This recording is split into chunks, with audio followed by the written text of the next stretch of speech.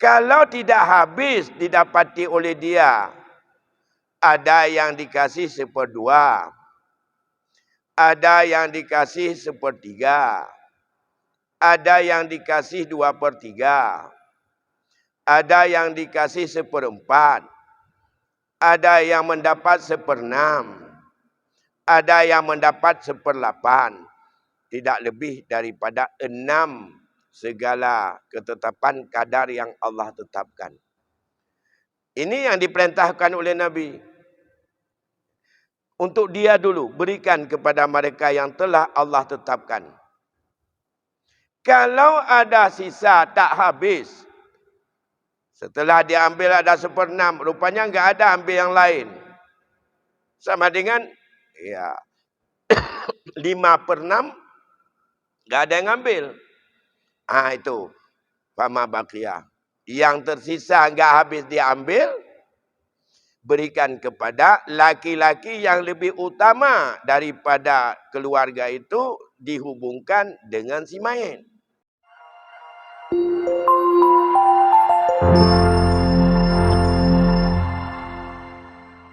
Assalamualaikum warahmatullahi wabarakatuh. Alhamdulillahi rabbil alamin. Wa bihi nasta'inu ala umuri dunya waddin. Allahumma salli wa sallim ala Sayyidina Muhammadin Sayyidil Anbiya wal Mursalin wa ala alihi wa ashabihi ajma'in, amma ba'd. Segenap puji beserta syukur kembali kita persembahkan kehadirat Allah Subhanahu wa taala. Selawat beriring salam kita sanjung sajikan keharibaan junjungan kita Nabi besar Muhammad sallallahu alaihi wasallam pada keluarga dan sahabatnya sekalian. Urun Silon Tuan Bandung, gure-gure sidang jamaah pengajian yang dimuliakan Allah Subhanahu wa taala. Baiklah, pada malam ini saya sempurnakan dulu jawaban terhadap pertanyaan minggu lalu yang ada di penghujung pengajian kita, yang bertanya apakah wali itu boleh untuk menuntut haknya. Maka jawabannya yang hari itu saya sampaikan, kalau memang wali itu ada hak yang diberikan Allah kepadanya, maka ia wajib untuk menuntutnya, karena ia memperjuangkan daripada hak yang diberikan Allah kepadanya. Tapi kalau wali itu tidak punya hak dan tidak ada bagian yang diberikan oleh Allah, maka haram untuk meminta, atau kalau minta sekedar hanya kasih sayang, silakan saja. Maka dalam hal ini menunjukkan bahawa tidaklah semua wali itu adalah punya hak. Hana bandum-bandum ada nama ganyan status sebagai wali punya hak. Karena wali itu urutannya, yang pertama wali itu laki-laki. Yang kedua, wali itu adalah sudah mutlak tasarruf. Anak kecil, orang gila harus menjadi wali orang lain, karena dia tidak berfungsi sebagai wali karena tidak menjadi orang yang mutlak tasarruf, tidak balik, tidak berakal, dan tidak ia mendapatkan hak oleh agama untuk sepenuhnya ada tanggungjawab dalam bidang apapun. Bahkan kehidupannya menjadi beban dan tanggungjawab orang lain yang akan menjadi walinya. Yang kedua, kita lihat dulu urutan wali. Urutan wali yang paling kuat dan paling di atas sekali adalah ayah dari seseorang. Baik orang itu laki-laki maupun perempuan. Bagi si perempuan, kewenangan wali adalah untuk sampai memberikan batasan hukum dalam perkahwinan. Yang urutan di atas sekali adalah ayah, apabila memenuhi syarat sebagai wali dalam memberikan hukum nikah. Kalau seorang anaknya itu masih kecil dan atau gila atau tidak penuh berakal, juga ayah menjadi wali baginya, baik dalam memberi nafkah maupun dalam menjaga kemaslahatan hidupnya. Andai kata anaknya laki-laki sudah besar, sudah tua bahkan, tapi kehidupannya tidak berfungsi akal, maka dia untuk keselamatan orang lain dan hak untuk keselamatan dan kebersihan serta kesehatan diri dia, itu tanggungjawab wali. Misalnya ada orang yang ia itu gila atau idiot, yang tengok wali izin dia mahal nak perkahwin. Tapi bagi seorang laki-laki yang masih di bawah umur, di mana dalam hukum fikih ia boleh dan sah kahwin, masih di bawah umur, belum memayit sekalipun, yang mengawinkannya wali, dan wali menjadi sebagai wakil daripada dia yang bertanggungjawab. Dan setelah dikawinkan, nafkah dan tanggungjawab kepada isterinya juga wali, karena dia belum tahu apa-apa, belum dia cari makan, belum dia mampu untuk bagaimana memberikan perlindungan, memberikan pendidikan, memberikan kasih sayang kepada isterinya, yang barangkali isterinya udah gede, bahkan udah tua. Dalam Islam ijtihad hanjit ke sebuah problem yang menjadi sebagai kafaah dalam kahwin berkaitan dengan umur. Menyangkut dengan umurnya hanya hitamang dalam bentuk kesepadanan dalam kahwin, beda dalam bentuk rezeki. Menyama nanti dah anak min umur 5 tahun anak agam, menyawali mau bertanggungjawab ke pernikah atas nama dia, keterima wakilah oleh wali dan keterima nikah oleh wali dengan tidak urinau 80 tahun umur tak, dan orangnya terikat sebagai suami isteri. Tentu saja dalam konteks itu kita harus melihat hakikatnya perkahwinan itu bukan sekedar salah satu di antaranya, betul, hanya untuk menyalurkan daripada nafsu syahwat. Tapi masih banyak tujuan-tujuan yang hendak dicapai dalam perkahwinan itu di luar daripada hanya sekedar untuk menyalurkan nafsu syahwat. Bukan sekedar hanya kepentingan nafsu biologis. Untuk kepentingan nafsu biologis, maka menyagetanya oleh tamdakin awal hebat, kemudian orangnya kalah yang menangkaplah kahwin sebab tujuan anali. Kenapa anali tak punah kalau gaya memantai guling misuji, bukan, karena bukan itu tujuan perkahwinan saja. Ketenangan jiwa, ya, litaskunu ilaiha, untuk ketenteraman jiwa, bukan dengan sebab hanya menyalurkan nafsu syahwat. Dengan sebab adanya nasihat, dukungan, semangat dan segala macam, itu jauh lebih besar fungsinya dalam untuk menciptakan sebuah ketenangan jiwa. Ya, itu fungsi wali. Maka wali yang selanjutnya adalah kakek, ayah dari ayah.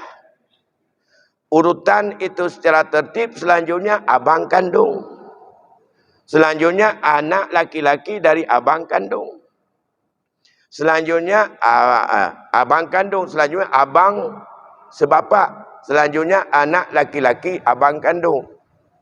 Selanjutnya anak laki-laki abang sebapak, terus ke bawah. Selanjutnya baru pindah kepada paman yang seibu sebapak. Habis itu kepada paman yang sebapak.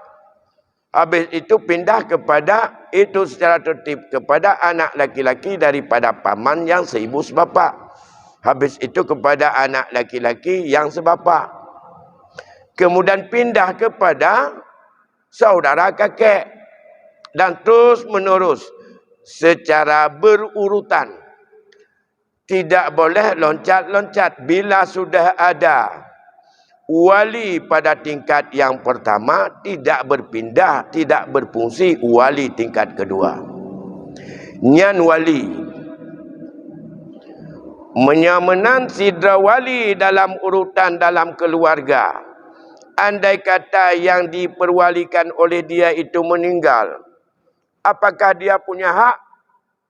Bisa punya hak, bisa tidak. Karena di dalam hukum faraid kita tahu yang punya hak itu ada kalau ia bukan sebagai orang yang mendapat bahagian tertentu, yaitu dia sebagai usbah. Usbah dipahami daripada ketegasan Nabi.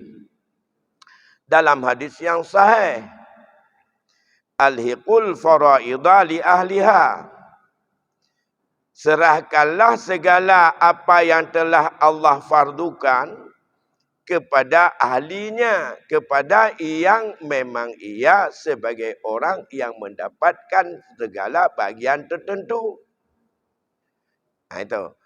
Kalau tidak habis didapati oleh dia, ada yang dikasih 1/2, ada yang dikasih 1/3, ada yang dikasih 2/3, ada yang dikasih 1/4, ada yang mendapat 1/6, ada yang mendapat 1/8, tidak lebih daripada 6 segala ketetapan kadar yang Allah tetapkan.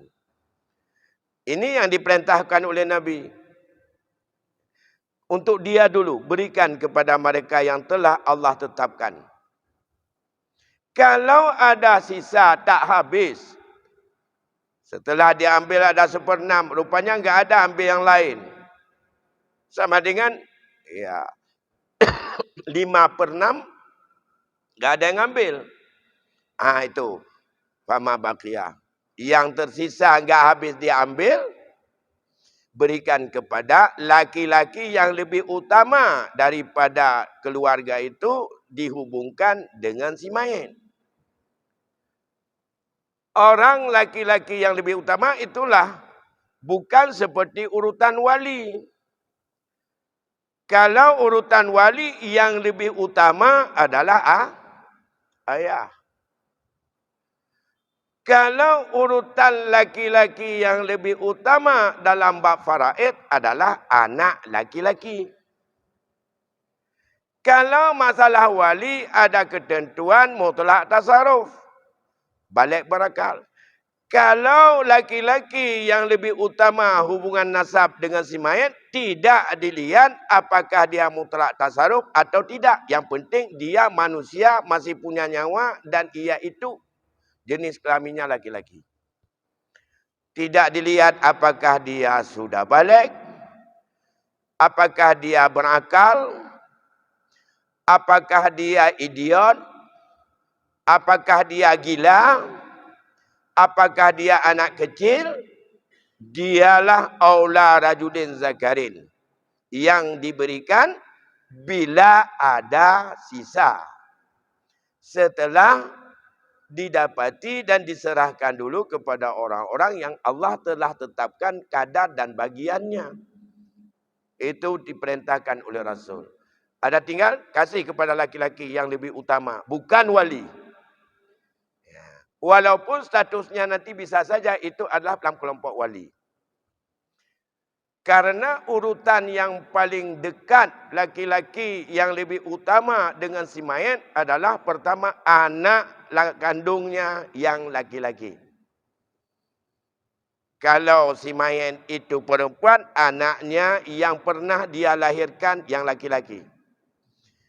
Kalau memang yang meninggal itu laki-laki, bukan perempuan, anak yang pernah bibit dan mani dia yang jatuh secara sah menurut agama kepada laki-laki yang dalam akad nikah. Bila maninya, nuktahnya jatuh dalam satu rahim, bukan menurut pandangan akad yang sah menurut dalam hukum agama, ia bukan anak dia dalam konteks hukum faraid. Dia bukan anaknya. Walaupun secara adat kita sebut dia anak. Tapi karena anak itu sejak dari lahir, ia jadi muhrim. Karena itu adalah anak daripada susuan perut isterinya. Anak itu adalah muhrim. Tapi bukan anak sebagai aula rajulin zakarin.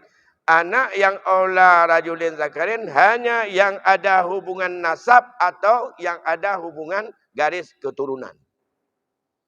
Dihitung nasab dan garis keturunan bila jatuh manikamnya ke dalam rahim seorang wanita untuk dia jadi bibit menjadi manusia dengan akad yang sah. Maka tidak termasuk yang jatuh bibit asli kalau diperiksa secara ilmu pengetahuan dari si A, tapi saat dijatuhkan bukan setelah terjadi akad nikah yang sah.